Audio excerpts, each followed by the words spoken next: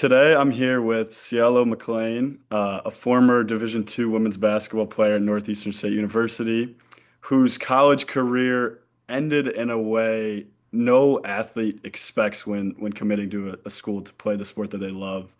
2 years into playing for the Riverhawks, she was kicked off the team, and by a coach who would later be dismissed, I think in 2023.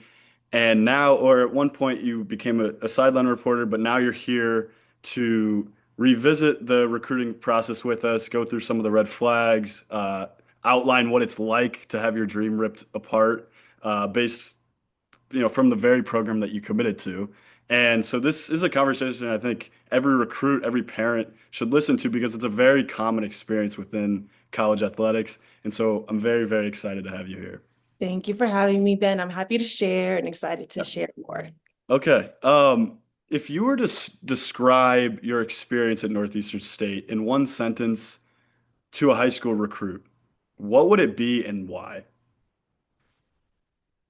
One sentence or less to describe Northeastern State would be a environment that is community-based, a place away from home, and a little bit secluded in a way.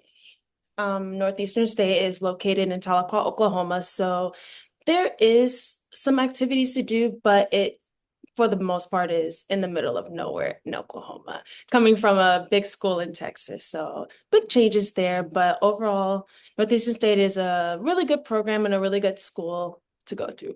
Yeah. When you were recruited, did the coach promise you anything? Or what did the coach promise you, if anything at all? And like, how quickly did you realize maybe these promises weren't going to happen? Right. So I can't recall any specific promises, but I do remember conversations around rebuilding the program and understanding that as a transitioning high school player to collegiate athletics, Northeastern State was in a building season. So I knew that this was a time for us to have new pieces and build upon that program. But as far as promises, I don't think I was promised anything except for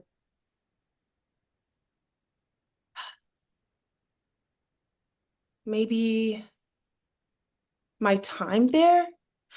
And that even in a sense is a little bit to not really this. Oh wait, no. Scratch that. Scratch that. Okay. So I'd say honestly, when I came to Northeastern State, the promises that I was given or told was this is a place where you're able to grow. This is a place where you're able to be successful on and off the court and be supported in areas that may have had some struggles, whether that be family, whether that be whether that be academics or whether that be schooling, being funded for schooling. Yeah. So financial aid in a sense. Yeah. What was the first moment you thought, this is not the program that I signed up for? That's a tough question. I just say in those moments where we'd have constant adversity as far as losing games and the messages and how we were told as from the head coach perspective, what we were told in the locker rooms and the speeches given to us didn't quite align to how we were supported on and off the court. It didn't align with the vision that we wanted to as players to have as a program. And honestly, I think the big disconnect just slowly began to divide from the coaches and players because we were so committed in trying to be the best versions of ourselves while also fighting that battle of your coaches wants it for you, but at the same time, they're not supporting you, or maybe something is not connecting to where we were on the same page. So I think that was our biggest disconnect overall. Yeah. And you mentioned a little bit on the video you posted, which I watched, that quote, your coach stopped caring. Um, what did that look like in practice? Was it neglect? Was it favoritism? Do you think it was poor preparation? Or was it something else? Honestly, it was all of the above because it starts in practice. It starts with your prep work. So coming from a business perspective, you're coming into athletics and your coach shouldn't have to ask you to get onto the court. You know what I'm saying? Or to do those extra preparation work so that you can be successful whenever it's game time. But I feel as though we weren't supported as far as mentally, athletes face a lot of mental health challenges. And it was blatantly obvious, we were physically drained, we were mentally drained, and it doesn't help that we were a losing program, so for that to be compiled with a crappy mindset type of coaching, it didn't help with anything in a sense. So I think if we were to got clear communication as to hey, we're struggling. Like, we can't keep crying about it. We're telling you these things and, you're not listening to us, and we have players quitting. We have players getting into drug abuse. We have players like there is a lot of like little bits of Yeah. scandals that we're just constantly building on. And we're like, hey, like, do you see us? Like, we need help. But it just constantly got dismissed to a point where it was kind of just boiled over in all aspects, So yeah, I just don't think, yeah. Before, and you said you were kicked off the team. Before that happened, was there a single incident, conversation that made you think maybe my spot on this team isn't safe anymore? Definitely. So a perfect example is right before I got kicked off, going into third year, I actually fractured my left tibia. So that cut my third year short. So of course, I wanted to attend all the practices and I did. I attended all the film sessions just to be in prep to regain my momentum. And it was actually the first official practice of when I tore my tibia. I know, heartbreaking. So and also, this junior year was the perfect time for us to have that rebuilding season.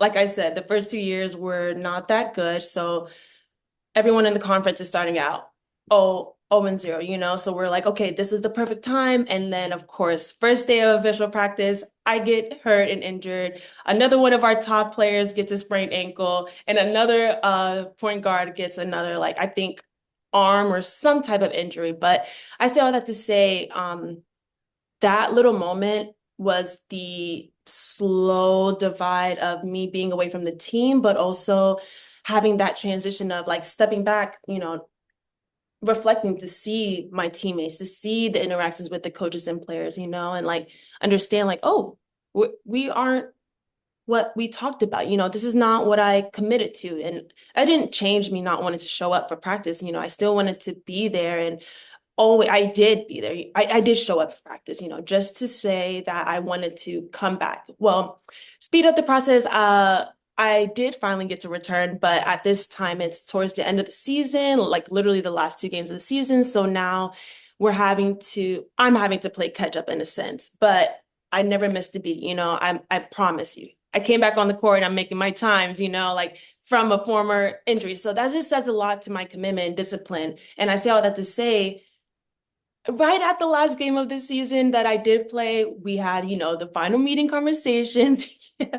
And I was pulled into the office, and that was the most heartbreaking conversations that I had because on one end, I had a coach that, yes, we did bump heads, but the coach that recruited me, Coach Messer, I just felt like I wasn't supported at all, like in the conversation. And it was blindsided. Like, yes, I did know some of the topics that were talked about, but for the most part, my my being of a bad teammate as far as caring too much and like wanting my teammates to get it right and pushing them, I just felt like it all just got washed away for nothing. Yeah, in the video you posted, you gave a reason your coach told you that maybe you weren't the best teammate. Is that, do you think that was the truth, or do you think that's some kind of cover up? Or can you elaborate a little bit on that conversation that you had when you were ultimately kicked off the team? Right. Thank you for that. So when I was told I was a bad teammate, it ultimately came down to me caring too much as far as me being so aggressive and wanting to get the task done in practice, whether it be making your times, whether it be making the shots, anything that has to do with being successful. I was to the point where it wasn't fun anymore. It wasn't fun to be around me because I became angry in a sense because I just wanted it so bad. And I slowly realized that I was missing connections and relationships with my own teammates.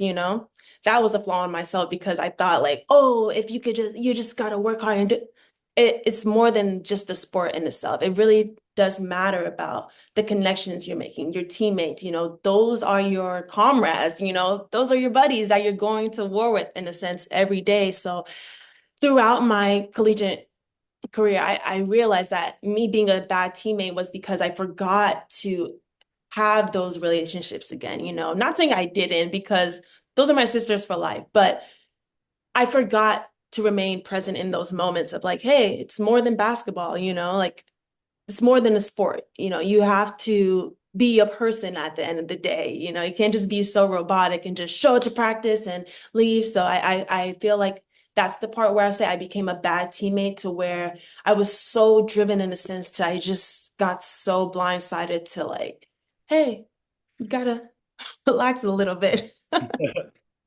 When that meeting ended and you walked out knowing, your basketball career probably over, your career at Northeastern State is over. What did you feel? Is it anger? Was it relief that, I'm out of this? Was it betrayal or something else? All the above. Once again, I feel like it was because well, first I called my dad crying. I was bawling my eyes out because I was blindsided. I couldn't believe the conversation that we're having as if I didn't just do all this work to show up more than prepared and then to be smacked in the face with this hard-hitting decision. And on top of that, like I said, the coach that recruited me is just sitting next to me and just like bobbing her head. And it's like, dang, like, did you feel this the whole time? Because it's not like we were always like bumping heads. Like Uh, the bumping heads came because we all cared so much and the love was there, but it was just some type of disconnect. So I say all that to say, like, I was literally heartbroken. Like I went into depression. I lost so much weight. I couldn't eat. I literally had to leave campus and move back home. And not to mention, this is a time of we're transitioning into COVID.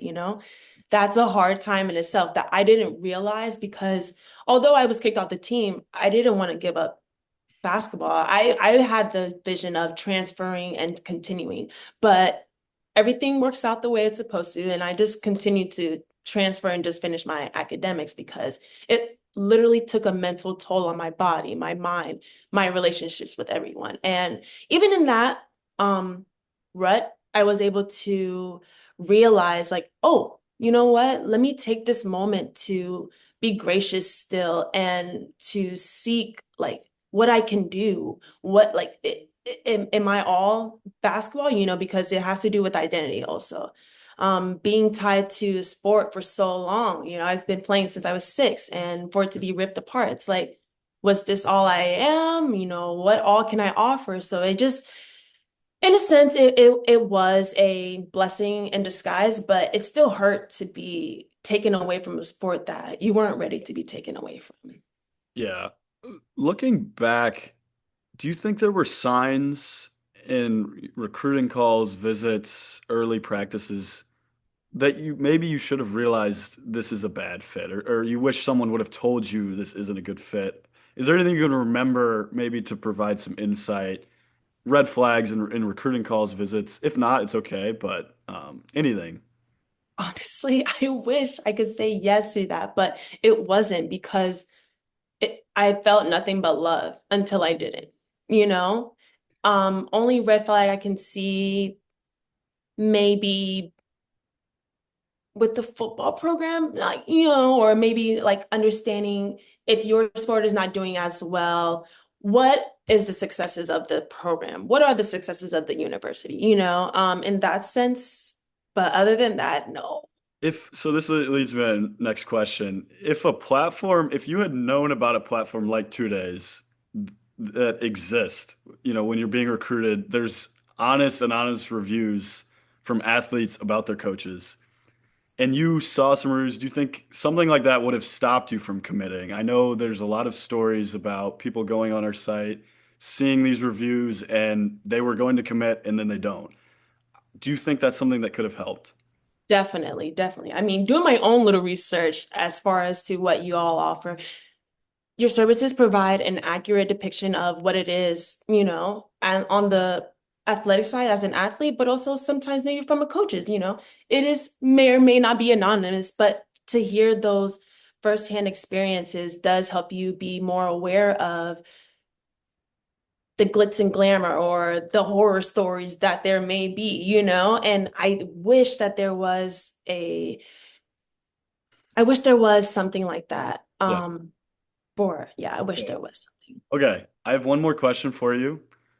What's the single best piece of advice you can give to an upcoming recruit? So maybe they don't end up in a similar position. Maybe it's provide with caution, or proceed with caution. What advice would you give to a recruit? An advice I'd give to a recruit is to find yourself outside of your sport because day in, day out, having to go in with your sport and your teammates, it can be exhausting. So if you don't have that freeway or extra, if it, I just feel like it's just best to find out who you are, Yeah. who, oh, sorry. Find yourself outside of your sport and just explore it in many ways that you can, whether that be in activities, whether it be at the rec room, it doesn't matter, just try to find yourself. I know it's easier said than done, and it's easy to find ourselves in a loop with our teammates and whatnot, but try to get uncomfortable and grow because you'll remember those moments of like, oh, I really did spend each second of my time like navigating the campus and just exploring. So yeah, don't get tied to your sport because it can be easy to do that.